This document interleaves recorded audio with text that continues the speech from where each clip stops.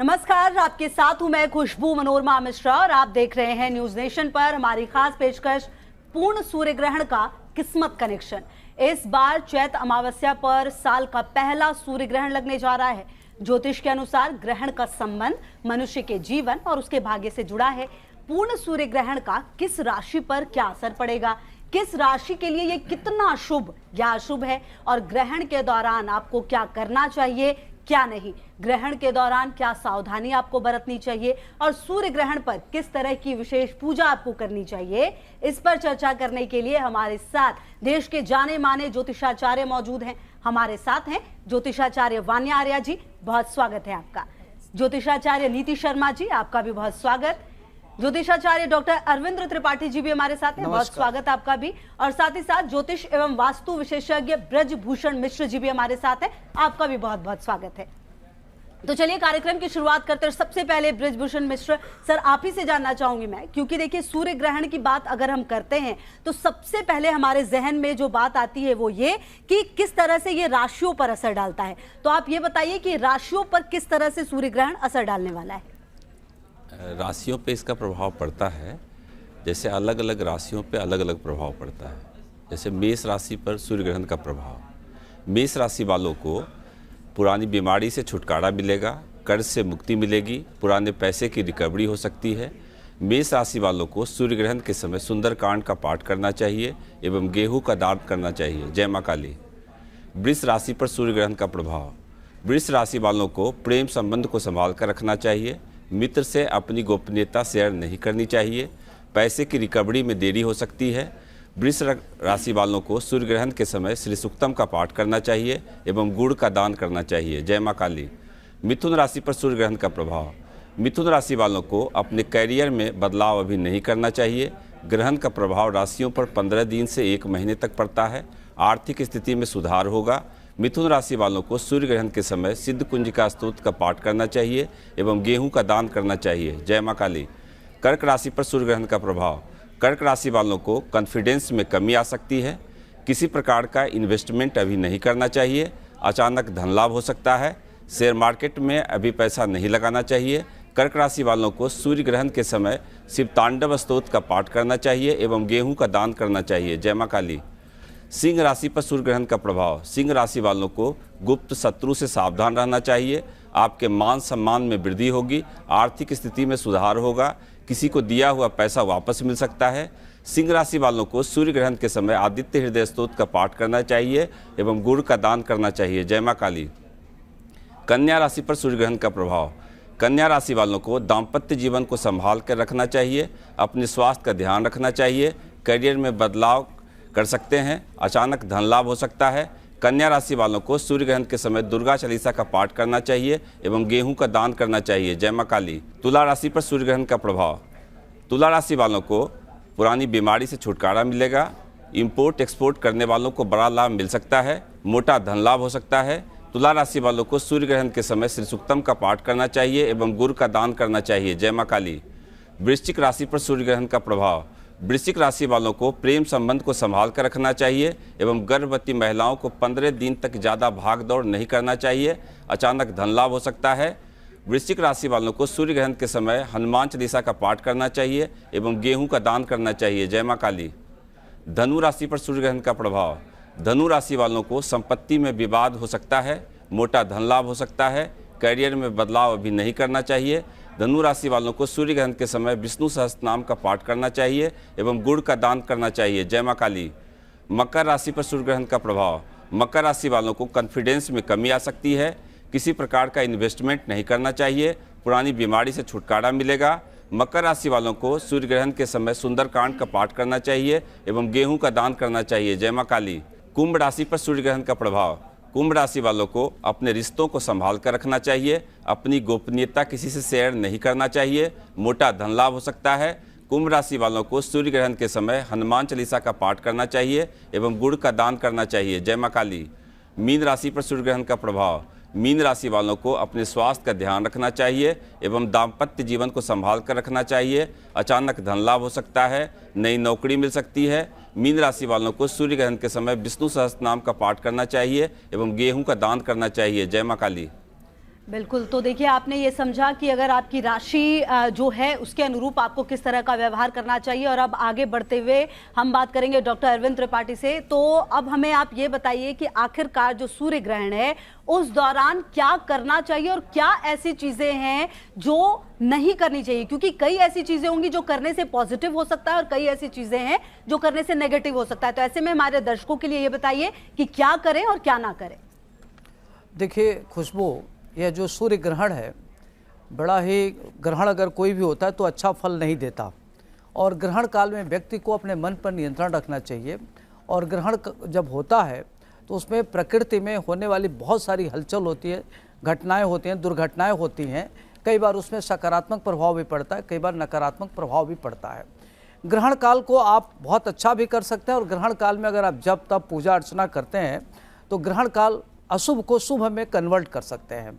तो इसमें घबराने के बजाय आपको क्या करना चाहिए कि ग्रहण काल में व्यक्ति को खास तौर से ध्यान रखना चाहिए कि यदि आप साधक हैं, साधना करना चाहते हैं, तो आप ग्रहण काल में किसी भी मंत्र को ले लीजिए जिसकी आप पूजा पाठ करते हैं, उसकी आप जप करिए, तप करिए। अगर आप जप तप करते हैं, मनसा जप करते हैं, तो आपके लिए बहुत ही अच्छा रहेगा। गायत्री उपासना कर सकते हैं, सूर्य की आराधना कर सकते हैं। ओम भूर्भुवः स्वः तस्सवितुर्वरेण्यं भर्गो देवस्य धीमहि धियो यो नः प्रचोदयात्, इस मंत्र का जप करके आप एक साधना कर सकते हैं। अगर आपके घर पर किसी भी प्रकार की दैवीय प्रकोप है जिसके नाते आपको दिक्कत हो रही है, कई बार आपने देखा होगा कि तंत्र मंत्र का प्रभाव होता है, कई बार नकारात्मक ऊर्जा का प्रभाव होता है और वह घर ठीक नहीं हो पा रहा है, ऐसे परिस्थिति में अगर आप गायत्री उपासना करते हैं 1 माला, 3 माला, 11 माला, तो निश्चित रूप से ग्रहण काल में किया गया उपाय आपके लिए काफ़ी महत्वपूर्ण रहेगा। ग्रहण काल में ध्यान रखना चाहिए कि गाय को अगर आप रोटी गुड़ खिलाते हैं तो आपके लिए बहुत ही अच्छा रहेगा। तीसरी बात का ध्यान रखना चाहिए कि जब ग्रहण काल में आप क्या करें कि पॉजिटिव सोचें, पॉजिटिव करें, नेगेटिव न रहें। जितना पॉजिटिव करेंगे उतना आपके लिए अच्छा रहेगा। इसमें सुंदरकांड का पाठ करें, दुर्गा सप्तशती का पाठ करें, सूर्य की आराधना करिए। ओम घृणी सूर्याय नमः, इस मंत्र का अगर जप करते हैं तो आपके लिए बहुत ही अच्छा रहेगा। खास तौर से जो मेष राशि से लेके मीन राशि वाले जातक है, अपने राशि के हिसाब से अगर वह दान करते हैं, पूजा करते हैं, तो उनके लिए बहुत ही अच्छा रहेगा। जो मेष राशि वाले जातक उनको ध्यान रखना चाहिए कि अगर सूर्य की आराधना करते हैं, तांबा का दान करते हैं या लाल वस्तु का दान करते हैं तो उनके लिए काफ़ी अच्छा रहेगा। जो वृष राशि वाले जातक हैं उनको ध्यान रखना है कि उनका कार्य अच्छा हो और उनकी पढ़ाई लिखाई, संततियाँ, परिवार अच्छा रहे, उनके घर में सुख समृद्धि ऐश्वर्य की प्राप्ति हो, तो उनको क्या करना चाहिए कि दही का दान करना चाहिए, गायत्री उपासना करना चाहिए और अपने घर में पितरों के लिए क्या करना चाहिए, काला तिल और जौ का दान करना चाहिए। खास तौर से जिनकी कुंडली में अगर लगता है ग्रहण योग है, सूर्य के साथ केतु है, सूर्य के साथ राहु है, ऐसे परिस्थिति में ग्रहण काल में अगर आप क्या करते हैं कि जौ तिल का अगर आप दान करते तो आपके लिए बहुत ही अच्छा रहेगा। इसमें जो आपके पूर्वज हैं उनकी आत्मा भटक रही है, जिसके नाते आपके परिवार में दुर्घटनाएं हो रही है, ऐसे परिस्थिति अगर करते तो बहुत अच्छा रहेगा। जो मिथुन राशि वाले जाते हैं कि उनको खास तौर से ओम भालचंद्राय नमः, ओम विकटाय नमः, ओम लंबोदराय नमः और सम्मी का पत्ता के साथ इनको अर्पित करिए, या दुर्वा पहले ले लीजिए, आप अर्पित करिए, देखेंगे कि आपके लिए बहुत ही अच्छा रहेगा।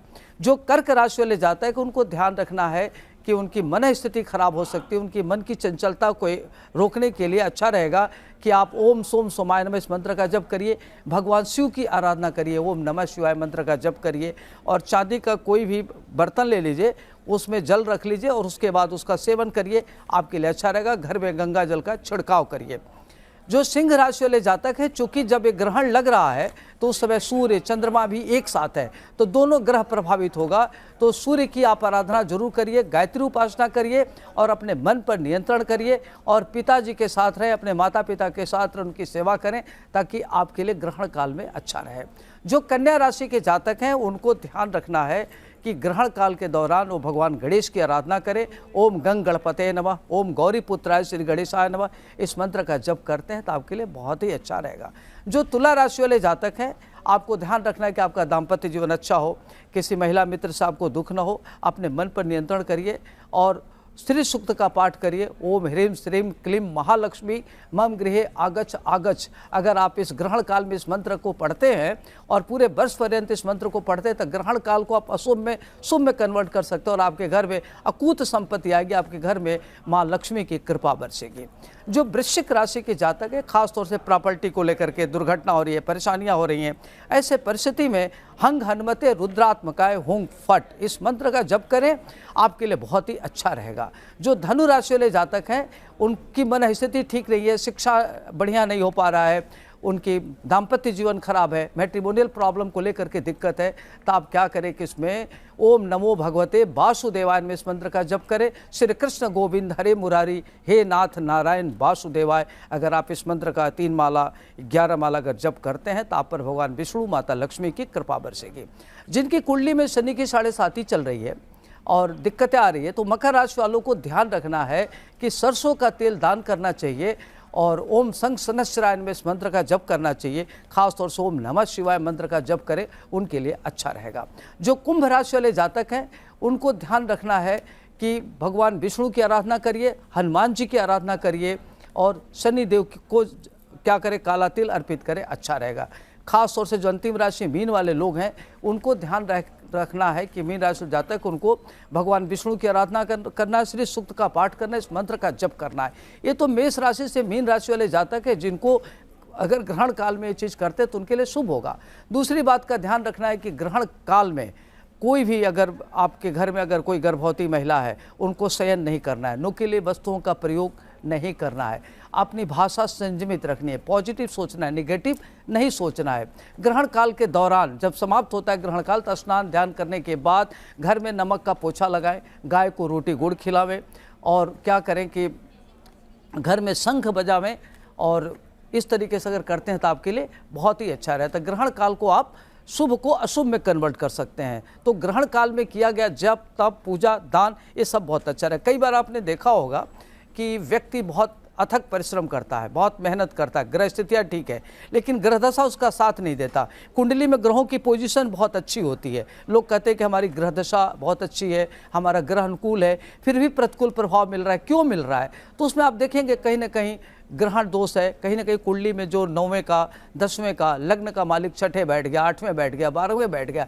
ऐसे परिस्थिति में आप दुर्गा सप्तशती का पाठ करें, श्री सूक्त का पाठ करें और कहते हैं कि तंत्रोक्त देवी सूक्तम का अगर पाठ ग्रहण काल में करते हैं तो आपके प्रतिकूल ग्रह अनुकूल फल देंगे। तो ये छोटे छोटे उपाय करके ग्रहण काल को आप बहुत अच्छा कर सकते हैं। जी जी बिल्कुल। तो देखिए बहुत छोटी छोटी चीज़ें हैं लेकिन अगर उसका ध्यान रखिएगा आप तो आपको फायदे होंगे और जो अशुभ है वो शुभ बन सकता है। बढ़ते हैं आगे, हमारे साथ वान्या आर्या जी भी हैं मौजूद। अच्छा, ये जो अमावस्या है वो सोमवती अमावस्या इसे कहा जा रहा है क्योंकि ये कहा जाता है कि साल में बहुत कम मौका ऐसा होता है जो अमावस्या सोमवार को पड़ता है। हालांकि इसका असर भारत में नहीं देखा जा रहा है, बावजूद इसके क्या वो प्रिकॉशन होंगे, क्या वो सावधानियां होंगी जो सबको बरतनी चाहिए? बहुत सुंदर प्रश्न आपने पूछा क्योंकि सूर्य ग्रहण तो है, ऑल्दो इसका सूतक जो है वो भारत में नहीं लग रहा है लेकिन कहीं ना कहीं इसका इम्पैक्ट जो है वो ज़रूर आने वाला है क्योंकि सौर मंडल में सूर्य तो एक ही है। सूर्य हमारे जीवन में हमारी आत्मा का कारक होता है, हमारे पिता का कारक होता है। सूर्य कहीं ना कहीं राजा माना गया है। तो जब जन जीवन के लिए सूर्य का इतना ज़्यादा इम्पैक्ट होता है, खाली ह्यूमन लाइफ पर ही नहीं जानवरों पर भी अगर आप देखते हैं तो इनका इम्पैक्ट होता है क्योंकि जब ग्रहण लगता है तो जानवर भी इस टाइम पर कंफ्यूज होते हैं कि ये दिन है या ये रात है। अगर वो रात को दिन समझकर बाहर निकलते हैं और जो जानवर रात में बाहर निकलते हैं वो उजाला देखकर अपने उसमें चले जाते हैं, तो कहीं ना कहीं जानवरों पर इम्पैक्ट है। अगर मैं पेड़ों की बात करती हूँ तो उसमें भी जो है आपका फोटोसिंथेसिस जो है वो भी कम हो जाता है। तो जब human lives plant kingdom animal kingdom पर इसका इम्पैक्ट है तो हमारे ऊपर डेफिनेटली इसका इम्पैक्ट आएगा क्योंकि सूर्य हमारे पिता का भी कारक है। तो कहीं ना कहीं आप देखेंगे बहुत सारी फ्लक्चुएशंस जो हैं ओवरऑल हो रही हैं, बहुत सारी फायर एक्सीडेंट्स हो रहे हैं, फायर कैलेमिटीज़ हो रही हैं। कहीं ना कहीं पिता की हेल्थ का भी आपको खास ध्यान रखने की ज़रूरत है। ओम गृणी सूर्याय नमः का आप जाप कर सकते हैं, ओम भास्कराय नमः का जाप कर सकते हैं। सूर्य देव के 12 नाम जो है वो आप अपनी लाइफ में ले सकते हैं। पिता से तालमेल बना के रखें, फादर की ब्लेसिंग ज़रूर लें। एक बात का खास आपको ध्यान रखना है कि इस टाइम पर जल्दबाजी में आप कोई भी डिसीजन ना लें। अगर आपके साथ, आपके बॉस के साथ आपकी नहीं बन रही है या आपको लग रहा है कि आर्ग्यूमेंट्स हो रहे हैं, मिसमैच हो रहा है, क्लैश हो रहा है, तो प्लीज ऑन द स्पॉट आप ऐसा कोई रेजिग्नेशन वाला डिसीजन ना लें। सूर्य ग्रहण है, इम्पैक्ट आता है, क्योंकि कहीं ना कहीं सूर्य हमारे चार्ट में हमारे बॉसेस को भी रिप्रेजेंट करता है। तो जो भी वर्किंग क्लास है या यूथ है, उनको मेरा ये मैसेज है कि आप जल्दबाजी में ऐसा कोई भी डिसीजन ना लें। इसके अलावा जो है, ग्रहण के बाद आप गंगा जल से स्नान कर सकते हैं, और स्नान दान के बाद जो है आप सतनाजा का दान कर सकते हैं, गेहूं का दान कर सकते हैं, तांबे का दान कर सकते हैं। इसके अलावा आप किसी भी जानवर को रोटी में गुड़ डाल के भी जो है वो भी आप खिला सकते हैं। इसको छोड़कर जब भी ग्रहण का जो ड्यूरेशन है, क्योंकि ये बहुत ही इंपॉर्टेंट ग्रहण है, 50 साल बाद जो है ये ग्रहण पड़ रहा है। ऐसा लास्ट ग्रहण जो है वो 1973 में पड़ा था। तो almost in the vicinity of 50 years, पूरे 50 साल के बाद फिर से ये जो ग्रहण पड़ रहा है, सबसे लंबा सूर्य ग्रहण है। ऑल्दो इसका सूतक काल जो है भारत में मान्य नहीं है। ये ग्रहण जो है अमेरिका, मैक्सिको में जो है इसका मैक्सिमम इम्पैक्ट आने वाला है। तो जो लोग भी इंडिया से या ओवरसीज रह रहे हैं, उनको भी ये सावधानियां बरतने की जरूरत है। अपने सूतक काल के साथ जो है आप अपनी ये सब चीजें कर सकते हैं। इसके अलावा सूर्य अष्टकम का आप पाठ कर सकते हैं, आदित्य हृदय स्तोत्रम का पाठ कर सकते हैं, सूर्य सहस्त्रनाम आप पढ़ सकते हैं, सूर्य नमस्कार आप कर सकते हैं, मेडिटेशन कर सकते हैं। कहते हैं कि ग्रहण में एक जाप, कोई भी आप जो जाप करते हैं, उसका कितने हजारों गुना जो है हमारे जीवन में फल मिलता है। तो इस टाइम पर आप घबराएं नहीं, अपनी मेंटल स्टेट, अपनी इमोशनल हेल्थ का बहुत अच्छे से आपको ध्यान रखना है। पैनिक आपको बिल्कुल भी नहीं करना है, बिल्कुल भी घबराना नहीं है। ग्रहण एक अवसर होता है, ग्रहण हमारे जीवन में एक अपॉर्चुनिटी होती है। ग्रहण एक अच्छी चीजों को अपने जीवन में ग्रहण करना और बुरी चीजों को, नेगेटिव हैबिट्स को अपनी लाइफ से, अपने जीवन से रिलीज करना होता है। तो ग्रहण से आप पैनिक मत होइए, डरना मना है, तो आप डरे मत बिल्कुल। हाँ, इसकी बहुत सारी रिसर्चेस आगे भी जो चल रही हैं। तो इस टाइम पर आपने मेडिटेट करना है, सेल्फ रियलाइजेशन का टाइम है। जो भी चीजें आपकी लाइफ में आपको सर्व नहीं करी है, उनको अपने जीवन से निकालिए।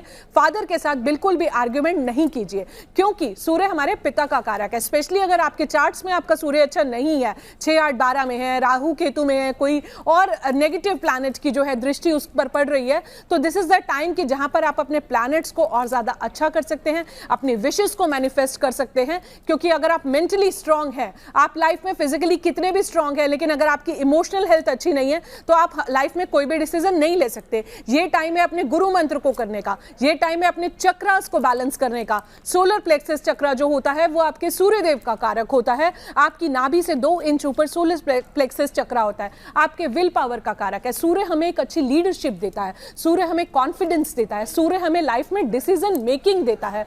तो सूर्य से आप अपने विल पावर, अच्छे लीडर, एक मेंटोर बन सकते हैं, लोगों को कोच कर सकते हैं। क्योंकि कहीं ना कहीं ईश्वर ने आपको एक लीडरशिप स्टेट पे रखा है, तो उसमें आपको कॉन्फिडेंस जो है अच्छा रखना है हमेशा। एक्सेस ऑफ सूर्य हमें लाइफ में थोड़ी सी क्रैंकीनेस देता है। आपके डेट ऑफ बर्थ में अगर बहुत ज्यादा 1 भी होता है तो भी एक्सेस ऑफ सूर्य होता है। तो आपको कहीं भी गुस्सा नहीं करना है, फादर से तालमेल बिल्कुल नहीं बिगाड़ना। और ये सिर्फ फादर तक लिमिटेड नहीं है, पिता तुल्य व्यक्तियों की भी आपको लाइफ में उतनी ही रिस्पेक्ट करनी है, ताकि आपको लाइफ में किसी भी चीज की प्रॉब्लम ना हो। पब्लिक स्पीकिंग अच्छी होगी, गवर्नमेंट से आपको सपोर्ट मिलनी शुरू हो जाएगी। आप एक बार करके तो देखिए, खाली पेट आप जो है गुड़ खाइए। गुड़ का सेवन जो होता है आपके सूर्य को बहुत अच्छा करता है। सूर्यदेव को जल दीजिए, सूर्यदेव से अपने जीवन में तेज मांगिए, ओज मांगिए, अपने जीवन में उस पॉजिटिव एनर्जी को मांगिए। क्योंकि सूर्यदेव हमारे जीवन में हमारे अंधकार को मिटाता है, सकारात्मक ऊर्जा को हमारे अंदर भरता है, पॉजिटिव। एक दिन भी सूरज नहीं निकलता है तो आप देखते हो आपका मूड एकदम डल स्टेट में आ जाता है, कोल्ड स्टेट में आ जाता है, आप नेगेटिविटी फील करते हो। यूरोप में बहुत सारी कंट्रीज ऐसी है जिनमें बहुत टाइम तक सूर्य नहीं निकलता and the people are in depression. तो आपको ये चीज देखनी पड़ेगी कि सनलाइट होना हमारी लाइफ में बहुत जरूरी है।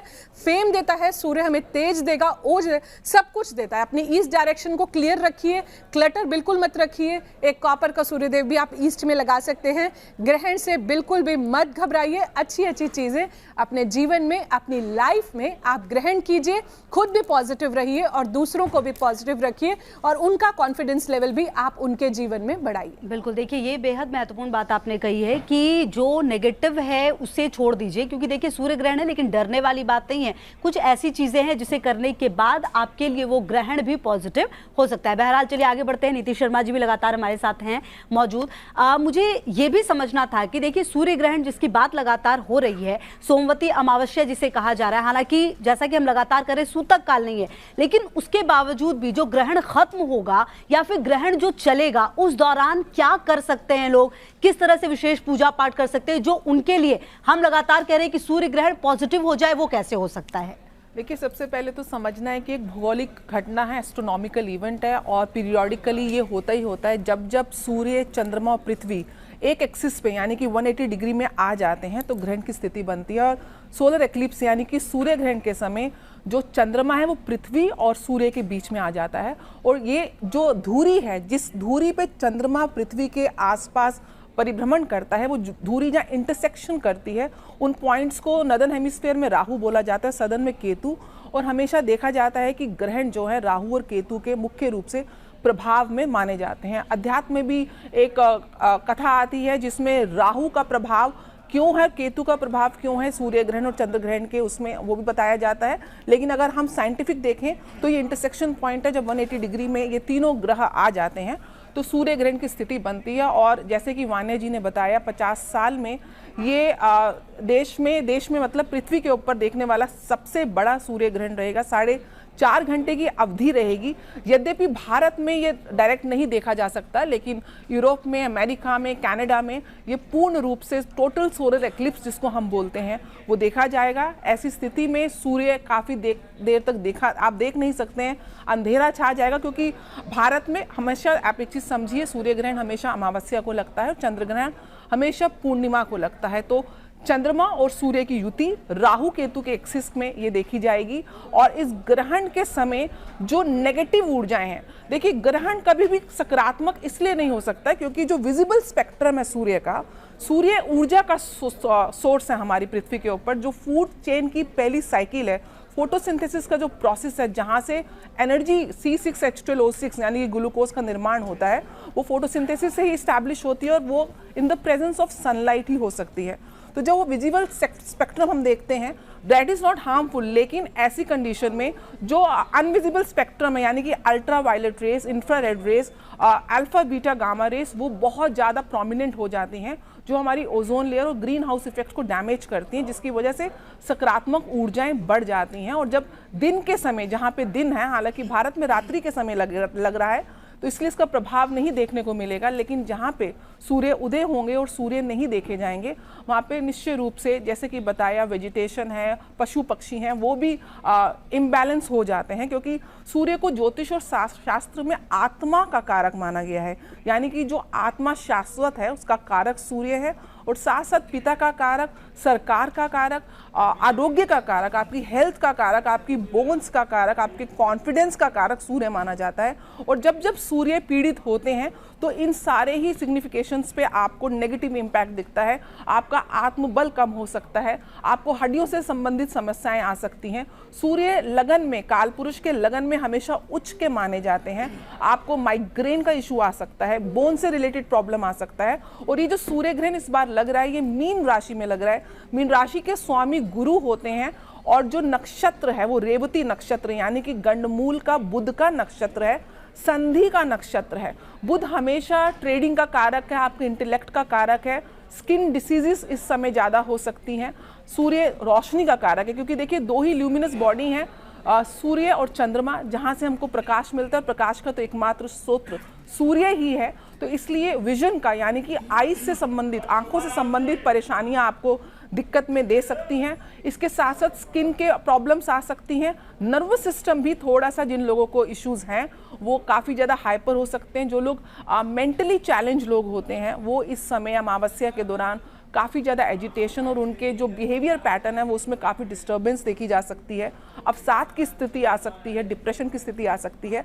लेकिन ये वही बात है कि जहाँ एक तरफ ग्रहण का नेगेटिव इम्पैक्ट है, वहाँ विपरीत परिस्थितियों में अगर आप पूजा पाठ अनुष्ठान करते हैं तो उसको आप अवसर में कन्वर्ट कर सकते हैं, क्योंकि ये वो समय है जिस समय आप इन नेगेटिव ऊर्जाओं से डायरेक्ट कनेक्शन में होते हैं, और जब आप इस समय पूजा पाठ करते हैं तो उसका फल 100 गुना बढ़ जाता है। सबसे ज़्यादा महत्वपूर्ण बात है कि सूर्य को ग्रहण लग रहा है तो सूर्य के बीज मंत्र का जाप हर राशि के जातकों को करना चाहिए। साथ साथ गायत्री मंत्र की उपासना बहुत ज़्यादा महत्वपूर्ण मानी जाती है। आदित्य हृदय स्तोत्र, जिसको भगवान राम ने लंका पे चढ़ाई से पहले किया था विजय की प्राप्ति के लिए, किसी भी कार्य में अगर आपको कोई व्यवधान आ रहे हैं तो आदित्य हृदय स्तोत्र का आप जितना पाठ करें उतना कम है। इस समय चंदन में आप लाल चंदन में चंदन का इत्र मिला के अगर आप तिलक लगा के पूजा करते हैं तो उससे भी विशेष लाभ मिलता है, क्योंकि जब आप तिलक लगाते हैं तो यहाँ पे अजना चक्र, आपका ध्यान चक्र जो है वो जागृत हो जाता है, और आप जो कनेक्शन है इस ऊर्जा के साथ आप डायरेक्ट स्टैब्लिश कर सकते हैं। साथ साथ राशि के वाइज भी आपको अपने राशि के मूल मंत्र और नक्षत्र के मूल मंत्र का जाप, अगर आपने गुरु मंत्र ले रखा है किसी भी का भी, तो गुरु मंत्र का जाप भी इस समय काफ़ी ज़्यादा विशेष फल देता है। जो लोग रोगी हैं इस समय महामृत्युंजय मंत्र का जाप भी आपके लिए बहुत ही रामबाण का काम करता है। मैं राशि वाइज बताऊंगी कि आपको क्या क्या विशेष पूजा करनी चाहिए। मेष राशि के अगर जातक हैं तो आप मंगल प्रधान व्यक्ति हैं, ऐसे में हनुमान जी के बीज मंत्र और मंगल के बीज मंत्र के साथ साथ आपको आदित्य हृदय स्तोत्र का पाठ करना है, और पाठ करने के उपरांत आपको दान अवश्य करना है। जब प्रातःकाल आप 9 तारीख को उठेंगे, सूर्य ग्रहण का असर समाप्त हो चुका होगा, उस समय आप अपने वजन के बराबर, यानी कि आपका जो भी वजन है या तो उसके बराबर या उसका दशांश यानी कि 10% ऑफ योर वेट आप उसका दान करेंगे। दान में आपको गेहूं और गुड़ को सम्मिलित करना है, और आप किसी भी मंदिर में या किसी भी ज़रूरतमंद को आप ये दान दे सकते हैं। अगर मैं वृष राशि की बात करूं तो आप शुक्र प्रधान व्यक्ति हैं, यानी कि माँ लक्ष्मी की आपके ऊपर विशेष कृपा है। किसी भी रूप से अगर आपकी लक्ष्मी की प्राप्ति में बाधाएं आ रही हैं तो श्री सूक्तम का पाठ आपको करना है, और साथ साथ आपको गायत्री मंत्र की एक माला अवश्य करनी है। ऐसा करने से आपको विशेष लाभ मिलेगा। और सुबह जब 9 तारीख को आप प्रातःकाल उठेंगे तो आप किसी भी मंदिर में सफ़ेद वस्तुओं का दान, उसमें सफ़ेद आटा, शक्कर आप दान दे सकते हैं। साथ में सफ़ेद रंग का कोई भी वस्त्र आप ब्राह्मण को या ब्राह्मण की जो वाइफ हैं, यानी कि क्योंकि शुक्र जो है महिलाओं का कारक है, तो आप जो पूजा पाठ करके जो उनकी वाइफ्स हैं उनको आप श्रृंगार का सामान देंगे तो आपको विशेष लाभ मिलेगा। बात करती हूँ मिथुन राशि की। देखिए, मिथुन राशि के नक्षत्र में यानी कि बुध के नक्षत्र में ही ये ग्रहण लग रहा है, तो विशेष रूप से जो लोग ट्रेडिंग में हैं उनको कुछ इश्यूज आ सकते हैं। जो लोग एजुकेशन सेक्टर में थोड़ी प्रॉब्लम आ सकती है। आप लोगों को बुध के बीज मंत्र का जाप करना है, भगवान गणपति की आराधना करनी है, और सुबह ग्रहण के उपरांत भगवान गणपति को आपको दूर्वा घास अर्पण करनी है, और उसके साथ साथ मीठा पान अर्पण करना है, और मंदिर में जाकर आपको हरी पालक अर्पण करनी है। कर्क राशि वालों के लिए ये ग्रहण उनके भाग्य भाव में लग रहा है, कहीं ना कहीं भाग्य में अवरोध आ सकता है।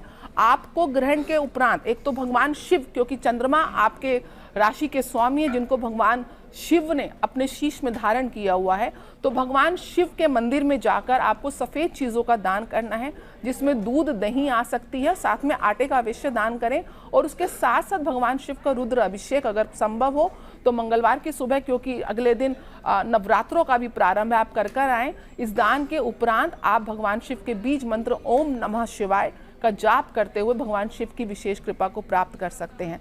सिंह राशि, क्योंकि सूर्य की एकमात्र राशि है, सिंह राशि वाले जातक जो होते हैं बहुत ही ज़्यादा डोमिनेंट होते हैं, लेकिन उतने ही ज़्यादा ये जो है एक हेल्पिंग नेचर होता है, लोगों की मदद करते हुए देखे जाते हैं, बहुत एम्बिशियस होते हैं।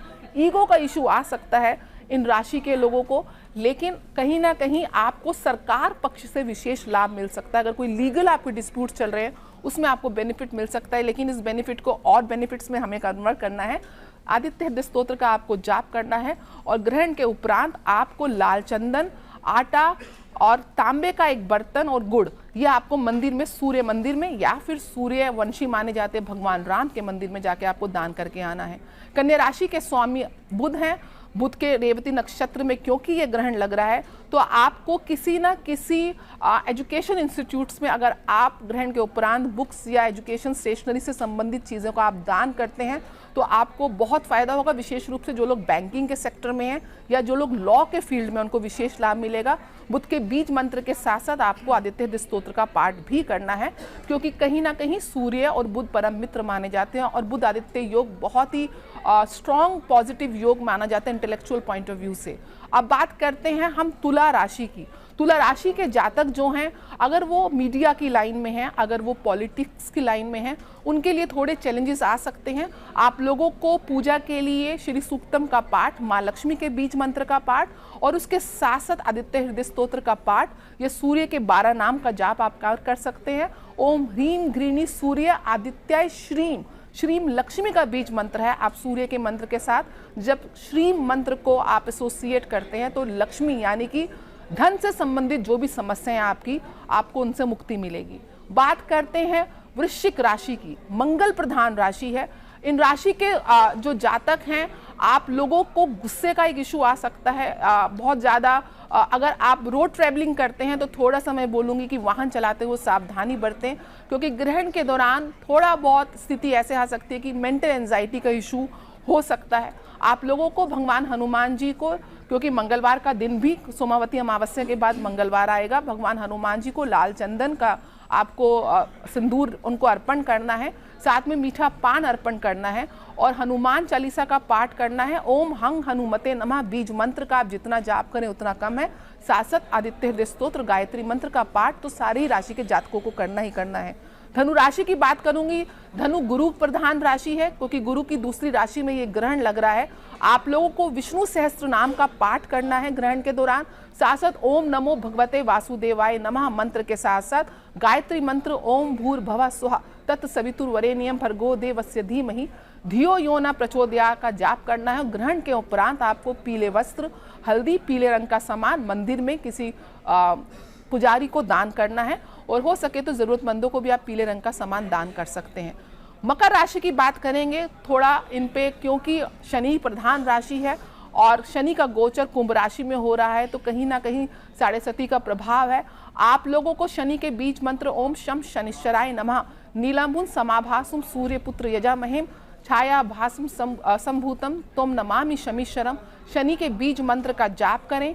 शनि के साथ साथ, क्योंकि शनि सूर्य के ही पुत्र हैं, तो सूर्य देव को भी आपको ज़रूर याद करना है। सूर्य देव को याद करने के बाद पूजा के उपरांत अगले दिन आपको शनि संबंधित वस्तुएं यानी कि सरसों का तेल, लोहा, काले तिल, काले कपड़े आपको मंदिर में या गरीब जनों में दान करने हैं। आगे बात करूंगी कुंभ राशि की। इस राशि में शनि स्वयं विराजमान है। साथ साथ सूर्य के प्रभाव से कहीं ना कहीं आपके आत्मबल में कमी आ सकती है, कहीं ना कहीं आपको बोन से रिलेटेड समस्याएं इस समय आ सकती हैं। साथ साथ अगर आप गवर्नमेंट एम्प्लॉय हैं या ब्यूरोक्रेट्स हैं तो आपको वहाँ पे भी संबंधों में थोड़े से चैलेंजेस को आपको फेस करना पड़ेगा। आप लोगों को शनि के बीज मंत्र का जाप करना है, शनि संबंधित चीज़ों का दान करना है। साथ साथ जो बहुत महत्वपूर्ण है वो आपको छाया दान करनी है, यानी कि सरसों के तेल को एक स्टील या कांसे के पात्र में लेकर उसमें अपना प्रतिबिंब, अपनी रिफ्लेक्शन देखकर उस तेल को आपको किसी डेकोत को या फिर शनि मंदिर में जाके दान करना है। और ये याद रखें कि तेल के अंदर एक सिक्का और थोड़े से काले तिल अवश्य मिला लें। पीपल के नीचे 4 मुखी सरसों के तेल का दीपक आपको जलाना है और अगले दिन सूर्य को जल भी आपको अर्घ देना है। और अर्घ में एक चीज़ विशेष रूप से ध्यान रखें, सूर्य को कभी भी प्लेन वाटर यानी कि सादे पानी का अर्घ नहीं दिया जाता। तांबे के लोटे में लाल चंदन, आपको शहद, लाल मिर्च के बीज, थोड़े से चावल और गुड़ ये डाल के गंगा जल मिला के ही आपको अर्घ देना है। कभी भी आपको सूर्य को फीका जल अर्पण नहीं करना, हमेशा मीठा जल अर्पण करें। और ध्यान रखें जल अर्पण करते समय जो जल की छींटें हैं वो आपके पैरों पे ना पहुंचे। कोई ना कोई पात्र या पौधा रख लें और उस गीली मिट्टी से अपने माथे पर आप तिलक लगाएं। अंतिम राशि मीन राशि, जिसके अंदर ये ग्रहण लग रहा है। बहुत इश्यूज आपको हेल्थ की आ सकती हैं, कहीं ना कहीं डिसीजन मेकिंग में आपको प्रॉब्लम आ सकती है। विशेष रूप से आपके पिता की सेहत आपके लिए चैलेंज हो सकती है, पिता के साथ संबंधों में थोड़ी कटुता आ सकती है, आपको के खर्चे बढ़ सकते हैं। तो इसके लिए आपको विष्णु सहस्त्र नाम का ओम ग्राम ग्रीम ग्रौम सह गुरुवे नमः का जाप करना है, सूर्य की उपासना करनी है। साथ साथ आपको सूर्य से संबंधित चीज़ों का दान करना है, जैसे कि गुड़, गेहूं, तांबे का बर्तन, पीले वस्त्र, इवन नारंगी वस्त्र भी आप जो है पुजारी को दान में दे सकते हैं। हो सके तो ग्रहण के उपरांत अपने पिता को भी कुछ ना कुछ गिफ्ट अवश्य करें। साथ साथ क्योंकि मीन राशि काल पुरुष की 12वीं राशि है, तो जो अंध आश्रम है वहाँ पे भी जाके अगर आप आंखों की दवाइयाँ या उन लोगों को किसी भी प्रकार की आप मदद प्रोवाइड कर सकते हैं, जैसे ब्रेल की किताबें आप दे सकते हैं, तो निश्चित रूप से जो आपको ये समस्याएं हैं उससे आपको समाधान मिलेगा। देखिए, सूर्य ग्रहण को आपको एक अवसर की तरह लेना है। आपको पूजा पाठ के माध्यम से विशेष फल आपको प्राप्त होंगे, साथ साथ दान पुण्य के माध्यम से जो भी अवरोध आएंगे वो खुलेंगे। गर्भवती महिलाओं को, जैसे आचार्य जी ने बताया, सावधानी यद्यपि सूतक नहीं लग रहा है लेकिन आपको बरतनी है। जितना हो सके आप इस समय गर्भवती महिलाएं भगवान सूर्य की उपासना करें और अपने शिशु और अपनी सेहत की कामना करते हुए जो प्रिकॉशंस इन्होंने बताए हैं वो आपको फॉलो करना है। हो सके तो जो आपका गर्भ का स्थान है, यानी कि जो आपका बेली एरिया है, उसके ऊपर आप आलता लाल चंदन में थोड़ा सा चंदन का इत्र मिला के अगर आप पेस्ट लगा के बैठते हैं और लूज कपड़े पहनने हैं आपको, तो आपको विशेष उसका लाभ मिलेगा, तो एक प्रोटेक्शन मिलेगी। एक और विशेष चीज़ जाते जाते बोलूँगी, राहु केतु का जाप हम सबको करना है, क्योंकि राहु और केतु के एक्सिस की वजह से ही ग्रहण की संभावनाएं बनती हैं। बिल्कुल, तो चलिए, ये जानना बेहद ज़रूरी था कि आखिरकार इस ग्रहण के दौरान आपको किस तरीके से प्रिकॉशन लेना है, किस तरह की विशेष पूजा पाठ आप कर सकते हैं। हालांकि सूतक काल नहीं है, लेकिन ज़रूरी है ये सावधानी बरतना। तो आप सभी का बहुत बहुत शुक्रिया हमारे साथ जुड़ने के लिए, हमारे दर्शकों तक तमाम ये इन्फॉर्मेशन पहुँचाने के लिए। ये बहुत ज़्यादा ज़रूरी है कि आप समझें कि सूर्य ग्रहण जो है वो ग्रहण ज़रूर लग रहा है, लेकिन आप तमाम नेगेटिव चीज़ों को अपने लिए पॉजिटिव कर सकते हैं। तो आप सभी अपना रखिए बहुत सारा ख्याल और देखते रहिए न्यूज़ नेशन। नमस्कार।